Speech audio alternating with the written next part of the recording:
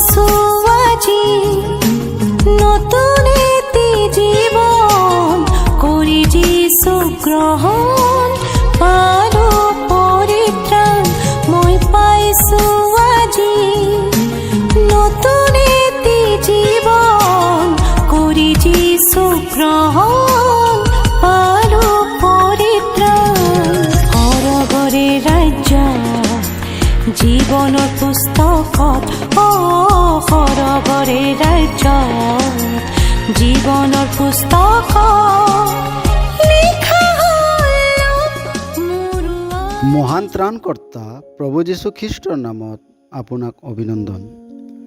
পবিত্ৰ বাইবেলৰ যোহনে লিখা শুভবাৰ্তা 19 অধ্যায় 4 পদত আমি এইদৰে পঢ়িবলৈ পাওঁ, পিলাতে আকৌ বাহিৰলৈ গৈ তেওঁবিলাকক ক'লে, চোৱা, মই এওঁত একো দুখ নাপাওঁ।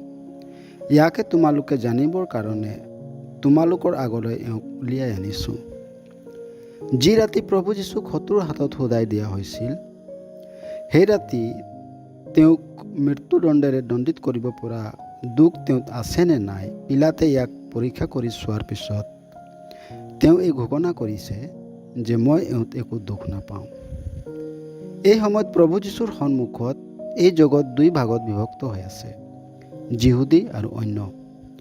যিহুদীবিলাকেও তেওঁক দোষাৰোপণ কৰিব নোৱাৰিলে, অন্য অৰ্থাৎ ৰোমীয় পিলাতেও তেওঁক কোনো দুখ নাপালে।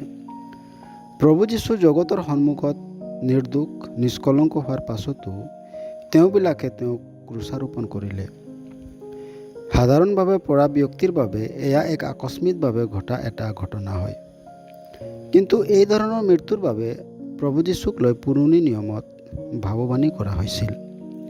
প্ৰভু যীশুৰ ক্ৰুচত হোৱা মৃত্যু আৰু পুনৰুত্থান আকস্মিকভাৱে ঘটা কোনো ঘটনা নাছিল,